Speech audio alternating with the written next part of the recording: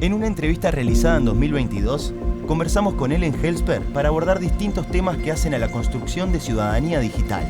Ellen Helsper es profesora y especialista en desigualdades sociodigitales. Inclusión digital. Bueno, la inclusión digital es una terminología que usamos desde hace tiempo para, como más que nada, describir una persona que participaba o que podía, con las habilidades que necesitaba, participar en el mundo digital usando los dispositivos. A mí la verdad es que la palabra inclusión no me gusta tanto, porque es una cosa de como que otra persona te incluye o te excluye, ¿no? Entonces depende mucho de los otros y no tiene esa cosa de autonomía, de que tú tienes la autonomía de participar en el mundo y entornos digitales de una forma que te da los beneficios o que te permite evitar así como los riesgos, las cosas negativas del mundo digital. Por tu propia cuenta, ¿no? Entonces, nosotros, en el trabajo que hacemos nosotros y en mi investigación, yo prefiero usar como la terminología de desigualdad o igualdad digital. Y la igualdad aquí no significa que todos tenemos que ser iguales y hacer lo mismo, pero que todos tenemos las oportunidades y las habilidades de usar las tecnologías o de interactuar en entornos digitales con otros y con los entornos digitales en una manera que nos trae esos beneficios y que nos permite evitar también como encontrarnos con unas experiencias más negativas, unos resultados más negativos de esa digitalización. Entonces es un foco un poquito distinto y eso también significa que los actores que estén involucrados en eso son distintos, porque en la inclusión digital la énfasis es más que nada en el individuo que tiene que incluirse, ¿no? que se está quedando atrás, que tiene que tener las habilidades, que tiene que tomar un curso, que tiene que ponerse al día, o de actores que le dan algo al individuo desavantajado, que se está quedando atrás. Y eso son en general como que le dan dispositivos, que se aseguran que la infraestructura llega a las personas que quizás viven en un área, una región en que no hay buena infraestructura. Pero en ese sentido está mucho el enfoque en como esa cosa como medio paternalista, que otros determinen qué es lo que tú tienes que hacer en ese ámbito digital. Y para mí es la digitalización y la equidad en la digitalización es eso de las oportunidades de usar las tecnologías e interactuar con ellos y en ellos de una manera que te sirve para ti y para los que son importantes para ti o para tu grupo social, y por eso es importante hablar de la inequidad en eso, porque hay diferencias sistemáticas en esas oportunidades, habilidades de usar e interactuar con los entornos digitales y entonces es importante también reconocer que no solamente es la persona que percibe que esté suficientemente como interactuando o que tiene una interacción, experiencia positiva con la tecnología, si a nivel como más social nos damos cuenta que, por ejemplo, la digitalización no le lleva los mismos beneficios en términos de salud, de participación cívica, de bienestar personal, salud mental, salud física. Entonces es un diálogo más que nada y para mí la palabra inequidad o desigualdad refleja más ese entendimiento, ese sentido de que la digitalización debería traer beneficio, no debería ser un deber de incluirse, porque lo dice la sociedad o lo dice la economía o lo dice los padres o la gente que está proveyendo servicios a personas que quizás están desavantajadas o vulnerables en esa sociedad. Y en el trabajo que hacemos nosotros hablemos de las consecuencias de la digitalización y que eso es en lo que deberíamos enfocarnos. También, por ejemplo, cuando estamos hablando de que el accountability en inglés o en que si se diseña política pública o programas de intervención o programas de educación que son en esas consecuencias, en los resultados tangibles que deberíamos enfocar en medir el éxito, ¿no? Entonces, hablando como también de los actores involucrados en este tema, deberían como pensar en qué son esas consecuencias que queremos adquirir o a qué queremos llegar como sociedad. Entonces puede ser que en el campo de salud queremos que todos tengan un bienestar físico y mental de un cierto nivel, que sean felices, que se sienten respetados, que se sienten cómodos, y por eso ahí ya los actores tienen a ser la gente que trabaja en el ámbito de salud, ¿no? Pero también los que diseñan tecnologías que le ayudan a la gente a acceder a esos servicios, la participación, la interacción, la comunicación acerca de temas de salud.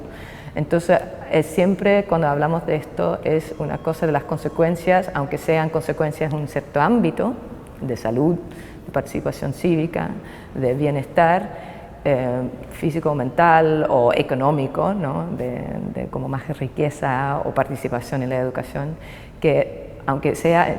un cierto campo, siempre hay múltiples actores que estén involucrados, porque hay un diseño de la tecnología, hay los que lo usen, hay los que lo implementen como para proveer servicios. Entonces ahí las consecuencias son una concentración, pero los actores involucrados tienen que venir de diferentes disciplinas, campos, ámbitos en la vida real. Bueno, en términos o en relación a las diferencias generacionales, eso es un tema que hemos estudiado, que hemos observado por mucho tiempo, desde el principio de las tecnologías, y es una discusión bien interesante para entender por qué haya esas diferencias. Primero, lo importante es entender que no es tanto la edad, sino la circunstancia en que viven y crecen las personas que les permite o no interactuar en el mundo digital de una forma positiva, ¿no? Entonces, la verdad lo que vemos es que más que generación o más que edad, es por ejemplo el nivel de educación o la existencia de redes de apoyo social en usar las tecnologías, de entender de lo que se trata, cuál sea el impacto en su vida, en su bienestar. Y lo que vemos que, por ejemplo, dentro de familias que viven en circunstancias más desavantajadas, que hay más similitud entre los papás y los hijos que casi diferencias, ¿no? Sí hay una diferencia entre las generaciones de edad, porque hemos crecido en mundos distintos, pero no es tanto eso de que todos los que son jóvenes son nativos digitales, ¿no? Lo que vemos en nuestra investigación es que hay una diferencia, una desigualdad, de hecho, enorme entre los jóvenes, dependiendo de las circunstancias que tienen en el hogar, del nivel socioeconómico, pero también del nivel de educación de los padres, de su vulnerabilidad socioemocional, sociopsicológico y del red de apoyo que tienen, que les puede ayudar a adquirir habilidades. Y lo mismo es el caso para los adultos mayores, por ejemplo. No es por cumplir una cierta edad que te pones con menos confianza digital o con menos habilidades digitales. Es todo un trayectorio de la vida. Entonces lo que vemos con los adultos mayores es que si han trabajado en un área de trabajo, un campo, que si han tenido un cierto puesto que involucraba el usar computadores, móviles, la tecnología para comunicarse con sus colegas, con sus familiares, o coordinar cosas de trabajo o en su vida diaria a través de la tecnología, cuando se jubilen o cuando cumplen una cierta edad, no tienen ese rechazo ni se desconectan de la misma forma que una persona que quizás ha trabajado en algo que es un trabajo más manual, en que en la vida diaria casi nunca usaba la tecnología para cosas como de resolver problemas del día a día, ¿no? Entonces esas personas cuando se jubilen o cuando cumplen más años, en general lo que vemos es que sí siguen en general usando la tecnología para la comunicación, pero para ellos es mucho más difícil usarlos para cosas como acceder a servicios o cosas como hacer compras en línea o saber cómo manejarse de una manera segura en ese mundo digital. Entonces, más que edad y más que generación, son esas otras cosas que determinan cómo la gente está enganchando con el mundo digital. Y quizás un ejemplo interesante para darles es que recién terminamos un estudio en Kuwait, en el Medio Oriente, en que la generación de adultos mayores, de hecho, está muy involucrado en todo lo que es el mundo digital. Porque ellos tienen como una jubilación del Estado, les ha cuidado el Estado eternamente, tienen redes sociales muy fuertes, tienen un bienestar económico bien cómodo y además tienen acceso a esas tecnologías que mucho más fáciles. Y eso en comparación con Gran Bretaña, donde muchos adultos mayores o incluso como adultos un poquito más jóvenes tienen muy poco acceso a redes sociales de apoyo. Entonces no tienen ese encuentro familiar o con redes sociales más allá. Y vemos que de hecho eso, el aislamiento social, es uno de los factores que más explica si pueden como sobrevivir en ese mundo digital,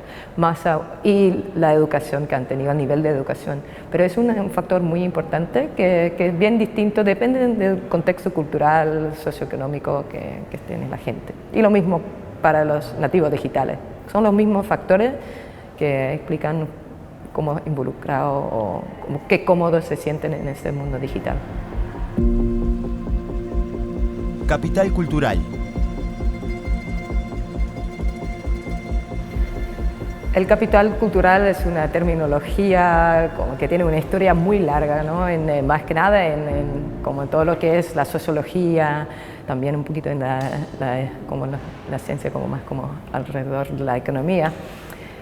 Y es una terminología que se ha desarrollado dentro de un contexto muy específico, en Francia e incluso en Gran Bretaña, Inglaterra, en que estaba muy enfocado en la educación y cómo la educación de nivel más alto le llevaba a tener ciertos valores, ciertas apreciaciones de cultura, de arte, de cine, de literatura, que estaba muy ligado a ese nivel de educación en ese contexto. Eso también, la palabra capital, significa que hay un cierto como un ranking, ¿no? Unos que tienen más capital y otros que tienen menos capital y que hay un nivel socioeconómico. De hecho, es una terminología que se relaciona mucho con clase social. Y está bien eso, pero en el trabajo de nosotros preferimos usar la terminología de recursos, porque diferentes tipos de personas pueden tener diferentes tipos de recursos que le podrían traer a tener una posición de respeto, de reconocimiento en la sociedad en que viven, ¿no? Y que se sienten respetados por esos como recursos, por esos valores, por esa como apreciación de ciertos objetos o ideas que circulan en la sociedad. Y ahora en la sociedad digital hay todo como tenemos que repensar un poco qué es esto, el recurso cultural, porque sigamos con el cine independiente que tenía ese capital cultural con un C mayúscula, ¿no? Pero también tenemos mucha producción como el prosumer, ¿no? La gente que está creando contenido. Y es interesante eso en pensar el capital cultural o los recursos culturales, qué significa eso también en términos de la desigualdad digital de que estamos hablando en este contexto. Porque lo que sí vemos es que hay más sesgos, hay más separación, hay más segregación en el mundo digital, de que hay como culturas que empiezan a existir y que se relacionan un poco con esto de los filter bubbles, ¿no? Esos los filter bubbles que son donde la gente que piensa lo mismo, que tiene los mismos valores, miran el mismo contenido y comparten el mismo contenido, y que eso como que no se distribuye entre gente de diferentes características, de diferentes grupos sociales, de diferentes incluso grupos socioeconómicos. Es un patrón que vemos en diferentes países, en diferentes culturas, que hay esas subculturas que se están como hablando entre ellos, que aprecian las mismas cosas, y eso sí que es un problema. Y lo que es interesante es que ese filtro existe más incluso entre una élite, porque los élites, que son los usuarios más intensos también de muchos de estos tipos de contenido o que están más involucrados desde el principio,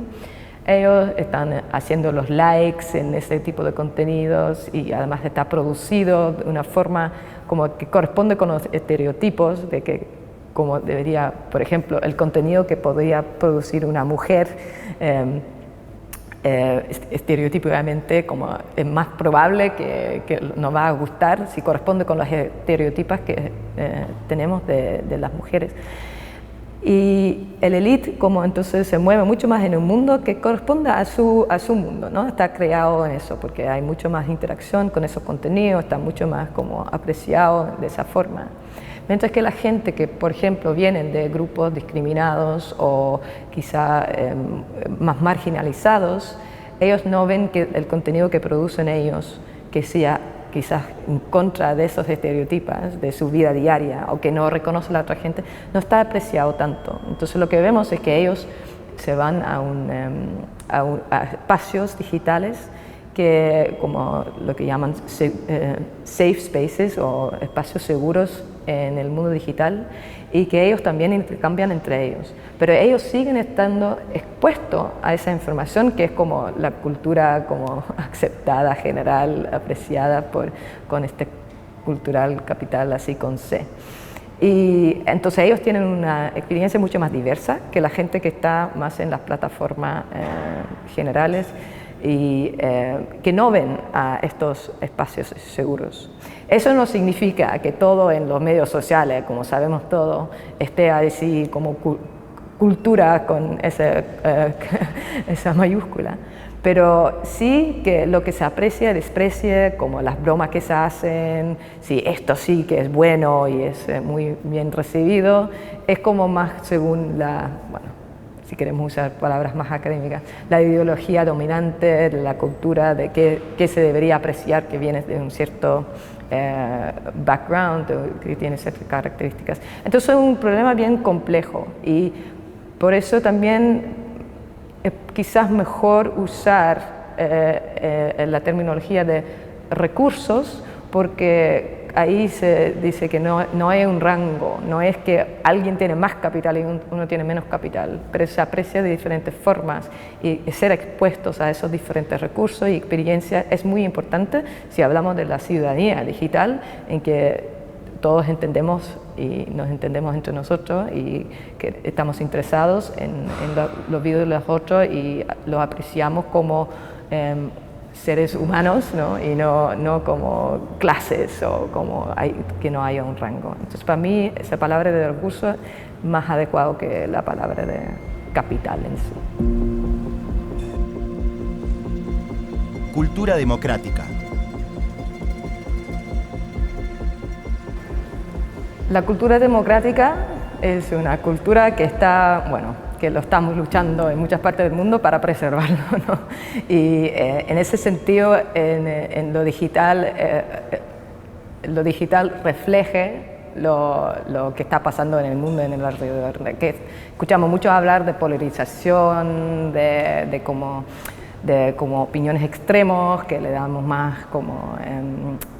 más voz, que le estamos escuchando más en el mundo digital. Y entonces yo creo que para entender la democracia en un mundo digital tenemos que entender lo que está pasando a la democracia en el mundo en general, ¿no? Y eso se refleja. Lo que sí es que hay un enfoque muy grande en eso de que la democracia está amenazada y que todo en Internet está malo, que estamos todos así como luchando de día a día y que hay puras peleas y que la gente se está como gritando el uno a otro. Pero la verdad es que tenemos muchas instancias y ejemplos también de relaciones, de interacciones en el Internet que conducen a esos beneficios y las oportunidades que nos da el mundo digital de interactuar con gente que quizás nunca podríamos interactuar con ellos antes, ¿no? Entonces, lo importante es rescatar un poco de eso también y aprender de los espacios y de que los lugares y de las personas que estén en esos lugares y cómo se manejen, que son exitosos en ese sentido. Entonces, hay mucho material en el mundo digital que podemos también usar como ejemplos de cómo se podría hacer. Si estamos hablando de la pedagogía de ciudadanía digital, por ejemplo, podemos buscar esos espacios en Internet donde hay experiencias positivas alrededor del diálogo, de llegar a un consenso que todos podemos como aceptar, ¿no? Y yo creo que es un cambio de discurso en que sí hay que apuntar a la situación y las circunstancias en las cuales estamos como destruyendo ese diálogo, ese entendimiento de uno entre el otro, pero también hay muchos espacios donde eso no ocurre, porque nosotros todos sigamos y volvemos del día a día al mundo digital en general, ¿no? Hay muy poca gente que se desconecta de todo. Entonces, eso por una razón, porque también nos da mucho valor. Entonces, para mí, eso es lo importante de ver al Internet no como un espacio, no pintarlo como un espacio como homogeneizado de unas interacciones puro de este cierto tipo, porque el riesgo ahí es que le damos más peso y le damos más como respeto a la gente que sigue con ese discurso más negativo. Entonces, para mí, cuando hablamos de la democracia, es también en este caso usar la tecnología, el Internet, las otras tecnologías que tenemos como una herramienta para aprender. ¿Qué es el diálogo constructivo? ¿Qué es la interacción con otros respetuoso? Y usar eso y tratar de incorporarlo en otros espacios. Lo peor que nos podría pasar es que toda la gente que está en favor de la democracia, que ojalá que sea la mayoría de la población, que se retiren de esos espacios y que lo dejen a ese discurso polarizado y todo, porque ahí se refuerza y se amplifica esa también problemática que vemos en el mundo en general. Una de las cosas que es importante en eso es que si hay un discurso político, público, que es de polarización, que es de violencia, que es que yo tengo el derecho a decir lo que quiero sin respetar a otra persona o incluso arriesgando la vida o como el bienestar de otra persona por el discurso que tengo, que si no logramos tocar y combatir un poquito a ese discurso que hay en el mundo en general, tampoco lo vamos a poder resolver tanto en el mundo digital, ¿no? Entonces ahí yo creo que la democracia es un tema en que podemos aprender del mundo digital, de los espacios buenos, enfocarnos en esos, reenfatizar qué es lo bueno y cómo lo podemos hacer, incluso en diseño, en la interacción que tenemos nosotros como ciudadanos, pero también como tenemos que abarcarlo en el mundo no digital, porque el uno no se puede combatir sin mirar al otro. Está muy interlazado. ¿Listo? Okay. Una de las cosas importantes acerca de la democracia o la cultura democrática en el Internet.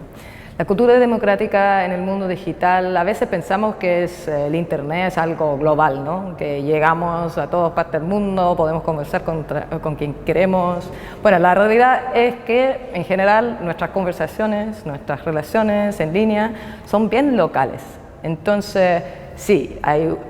una cultura democrática a la base del diseño de Internet, porque nació en un cierto contexto, ¿no? Y la gente que está creando plataformas y contenidos, incluso la gente que está en este momento más preocupado de hacer las leyes y las políticas públicas que están a la base del Internet y cómo se diseña y cómo se expresa en diferentes contextos. Sí, hay una cultura democrática detrás de eso, de dónde viene, pero la verdad es que en la realidad de cómo lo usamos, en general interactuamos con personas del barrio, de la familia, de la comunidad en que vivimos. Entonces, igual vemos un reflejo de la cultura nacional democrática dentro de los medios digitales, en las discusiones que tenemos, en los servicios que se ofrecen, en la posibilidad de participar en procesos democráticos. Es muy distinto entre diferentes países, aunque la tecnología sea la misma, incluso las plataformas a veces sean las mismas, igual como la práctica es bien local y en cultura nacional democrática, pero también hay culturas democráticas o no democráticas que difieren mucho de un barrio a otro, de una familia a otro. Entonces, y eso también se refleja en este mundo digital, de que hay diferentes culturas democráticas y no todo el mundo está tan en favor de la democracia. Entonces eso también tenemos que tener en cuenta cuando hablamos de la cultura democrática, que hay muchas diferentes culturas y diferentes ideas de cómo es, qué es la democracia y cómo expresarlo y cómo participar en ello en diferentes partes del mundo y en diferentes partes de un país, de una cultura nacional. Participación. Bueno, la participación en general ciudadana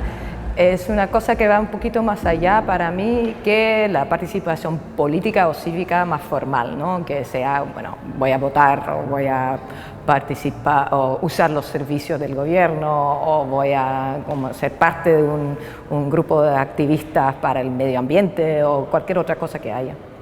Es que en general la participación ciudadana para mí es eso, de sentirse respetado y reconocido y también parte de la sociedad en que vives y que tu voz sea escuchado y no solamente escuchado, pero que también tiene un cierto poder de influir decisiones que tienen ese impacto en tu vida diaria,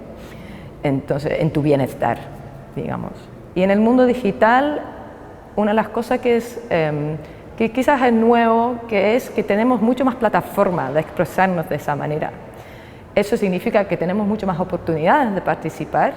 y que a veces es medio mucho y que en final nos retiramos de ese mundo porque ya se puede como votar para cualquier cosa, que como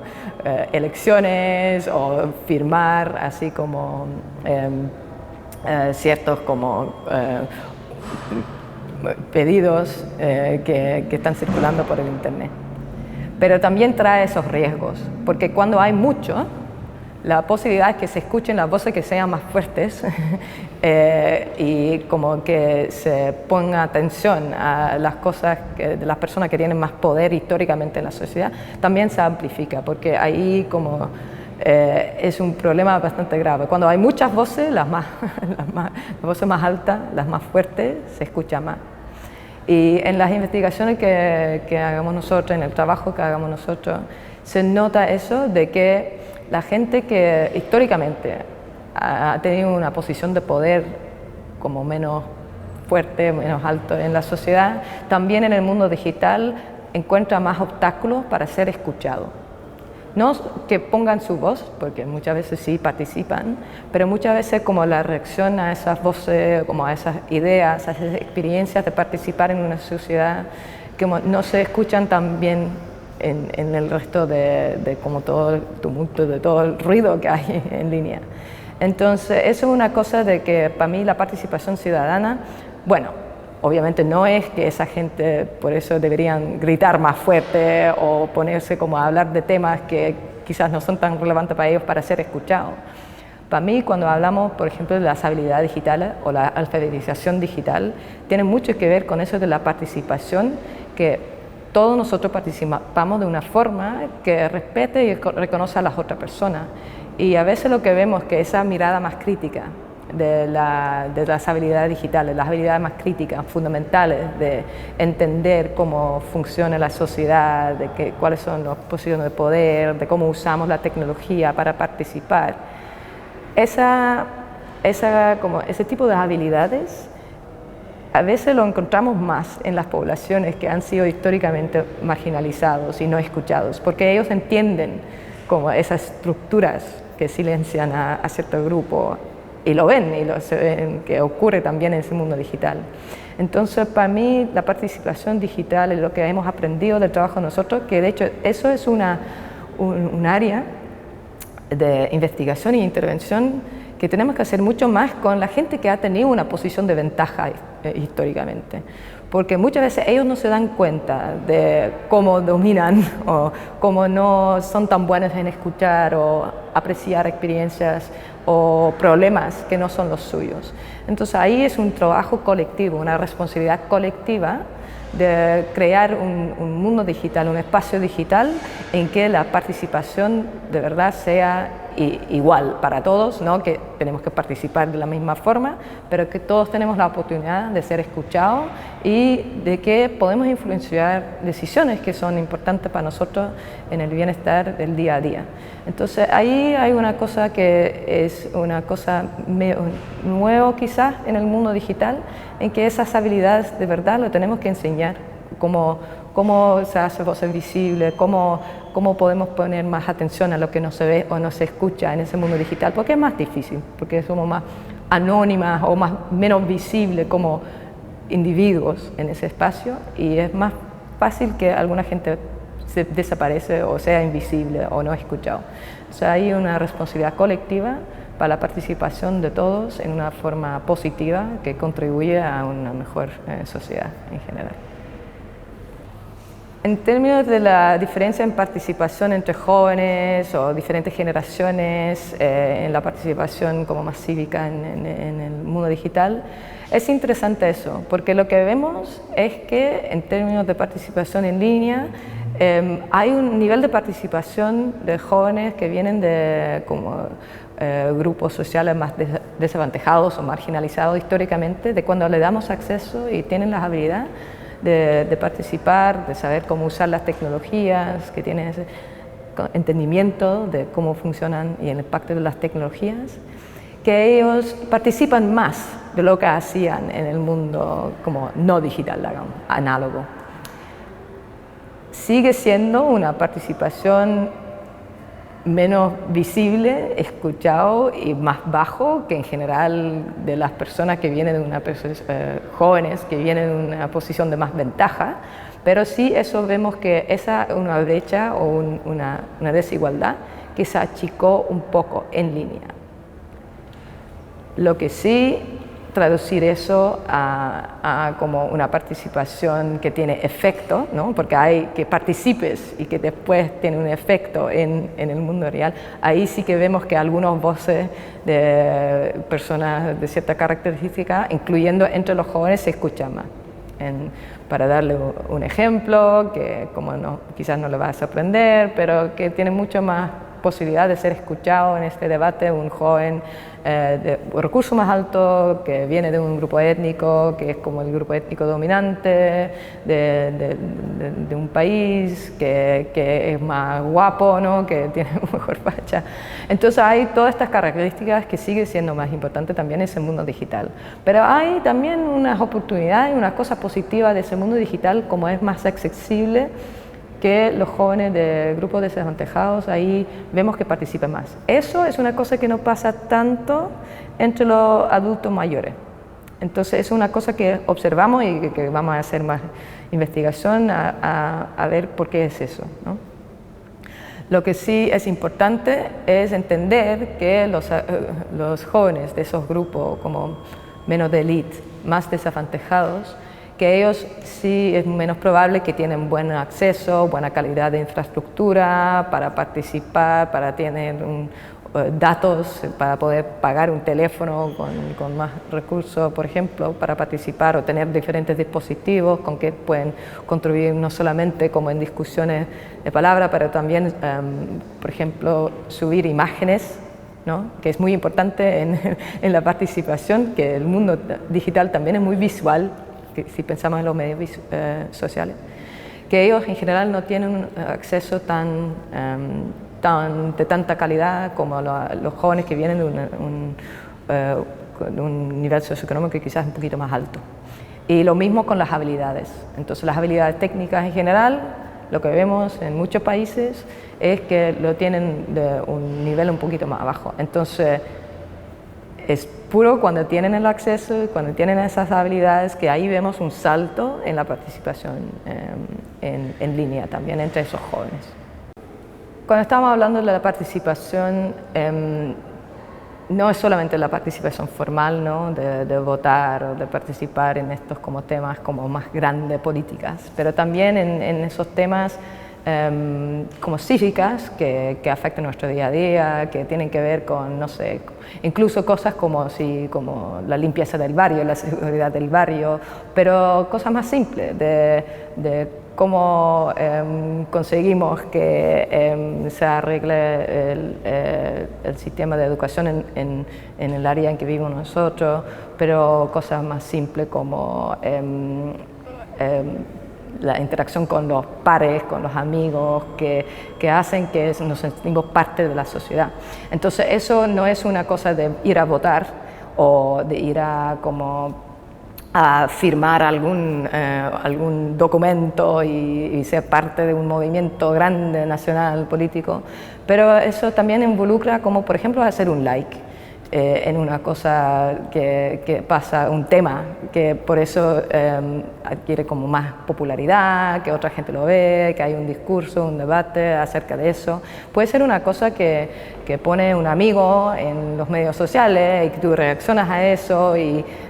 que tu opinión en eso será escuchado y que tiene así como una amplificación de cierta temática o cierta mirada en este ámbito. Y a veces eso se describe en la literatura como el slacktivism, ¿no? Que es muy fácil hacer un clic así. Pero la verdad es que lo que vemos es que muchas veces la gente que hace ese tipo de clic o que hace un comentario, un corazoncito con un cierto tema, esos son gente que antes no se sentía tan cómodo en participar en este tipo de debate o no estaban en los espacios donde podían participar y no eran escuchados. Entonces, eso es muy importante de que pongamos atención a eso y que eso sea como estimulado, que eso sea como apreciado también como un primer paso, como un paso importante en sentirse más parte de la sociedad. Y como eso es una parte muy importante de la definición que tengo yo de participación, de sentirse respetado y escuchado, no es muy bueno como disminuir la importancia de ese tipo de participación. Y eso, de hecho, eso es un tema que es muy poco estudiado. Muchas veces cuando hablamos de participación la participación como de una forma más como grande a nivel nacional, activismo y cosas así. Pero hay muchas de esas acciones más chiquititas que en el mundo digital influyen lo que ven las personas que vienen después, que requiere popularidad y cosas así, que son bien importantes, como el colectivo, más que el individuo específicamente que tiene que tomar una acción que directamente lleva a un cambio cultural, social, económico, más como contundente, digamos. Entonces yo creo que la participación se puede definir de esa forma como más amplia y que eso de hecho es muy importante para reconocer los diferentes niveles en que podemos participar en la sociedad, que no todos tenemos que estar en las barricadas, así como con banderas. Derechos humanos. Los derechos humanos es una idea,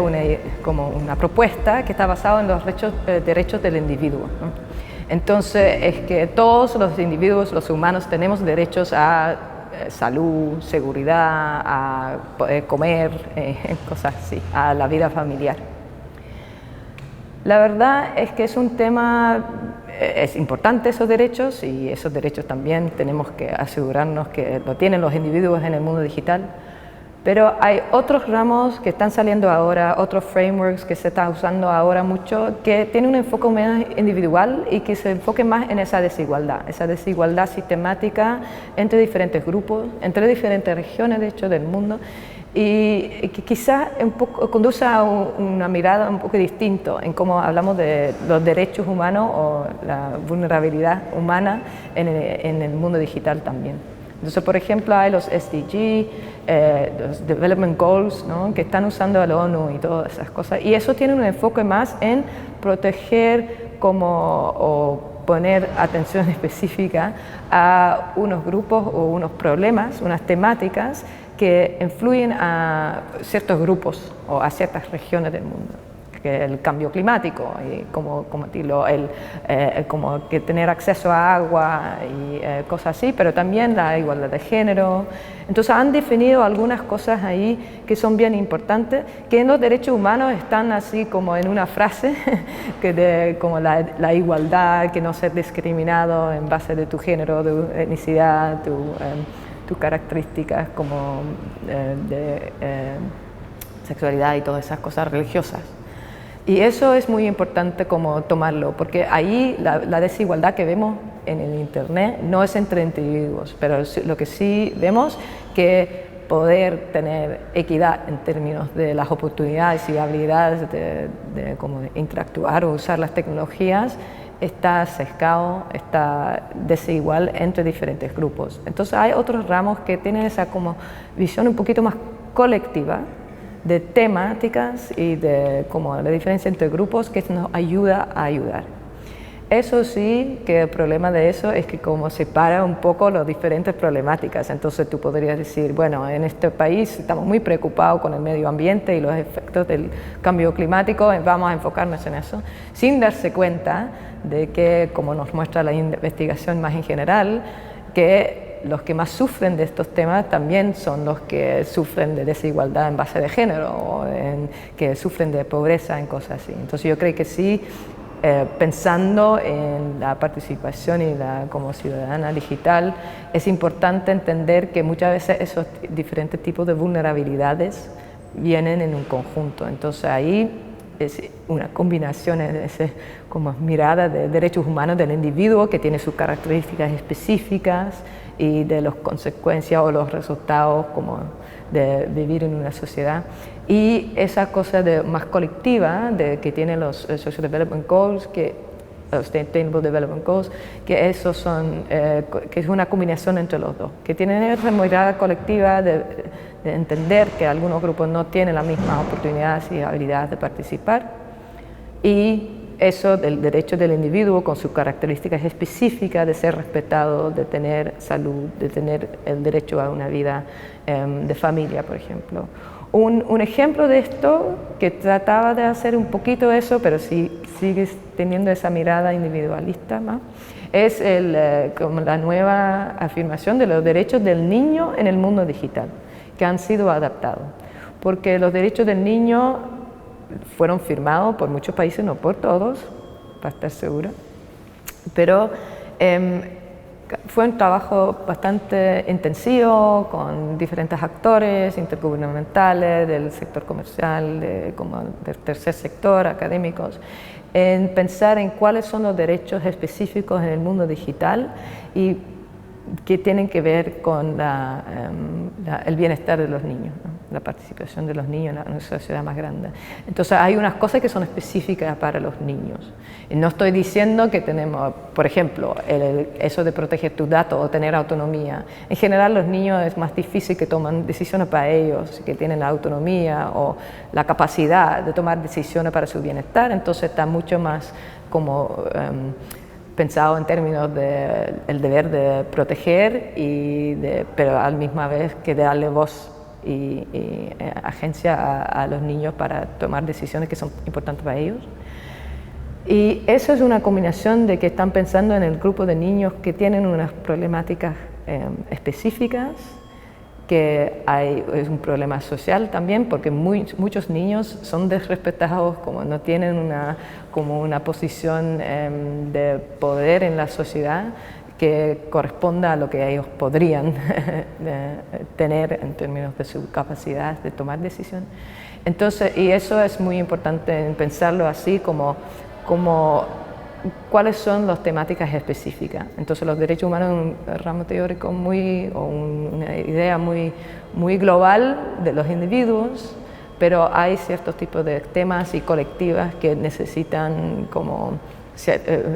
atención específica o necesitan ser escuchados específicamente, especialmente en el mundo digital, porque tienen menos autonomía incluso en el mundo digital de lo que tienen en el mundo análogo o real. Yo creo que es importante igual entender que hay algo nuevo, que ya, sí, vemos mucha como reflexión de las problemáticas, de los temas, de las interacciones como más como negativas, pero también positivas, que ya hemos tenido desde hace mucho tiempo en el mundo digital. Pero hay algo nuevo también, que es una cosa que tenemos que tomar en cuenta pensando en políticas públicas, en direcciones que podríamos tomar en el futuro, ¿no? Y uno, más que nada, con un futuro digital que sea un poquito distinto en el sentido de que ya no es de los dispositivos, del acceso tal cual, porque muy probable que en el futuro digital que las tecnologías van a estar así integradas en los objetos, en los ambientes. Estamos hablando ya de smart cities, de cosas así, y de Internet of Things, el Internet de las cosas. Ahí es importante entender que eso lleva consigo un conjunto de problemáticas o de como cosas, temas para abarcar que no lo hemos pensado quizás tanto antes. Y lo están surgiendo ahí en el debate más público, académico, pero también de política pública, que tiene que ver con la autonomía como del destino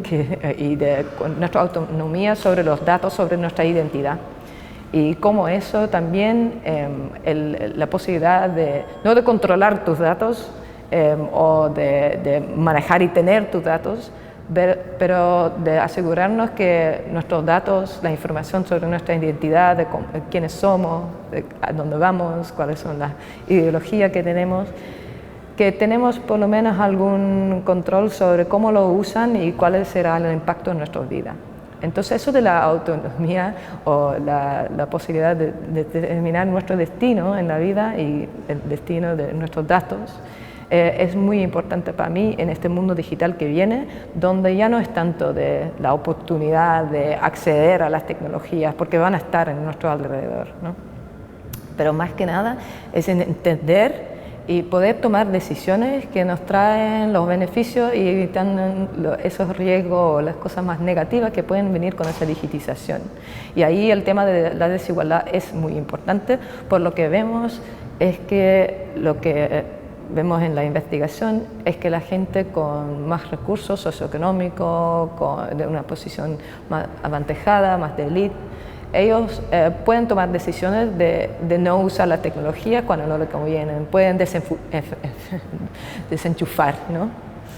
Pero la gente que está en posiciones más vulnerables, que dependen de otros para que le den trabajo, comida, servicios, beneficios sociales, ellos muchas veces no tienen la opción de elegir cuáles datos comparten y no comparten. Entonces, esa autonomía sobre nuestra identidad yo creo que es un tema bien importante para el futuro digital y pensar bien en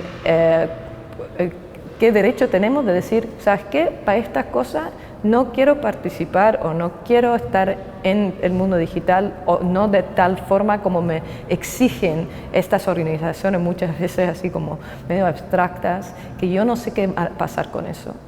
O en ese sentido de que también hay organizaciones y como un activismo alrededor de esto, de ayudar a las personas, si vemos si están usados con malas intenciones o con consecuencias negativas para ciertos grupos,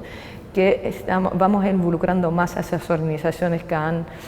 trabajado con los derechos, bueno, del niño que hablamos, pero también de los derechos de las mujeres, de la participación como de gente de diferentes religiones, de diferentes características, que ellos se ponen al día con esto, que este es un problema importante que va a venir y que para preservar la autonomía y la integridad del humano, ¿no? Que esto será un tema que es muy importante abarcar y pensar en cómo las organizaciones y las instituciones podemos ayudar a que la gente siente eso, como ese sentido de que su destino está en su mano y no controlado por otras organizaciones y empresas en que ellos no pueden tener mucha influencia. Hagamos un uso responsable, crítico y creativo del entorno digital. Construyendo ciudadanía digital. Placa de cierre con logos de Uruguay Presidencia, AGESIC y Ceibal. Apoyan Centro Cultural España y Grupo de Trabajo de Ciudadanía Digital.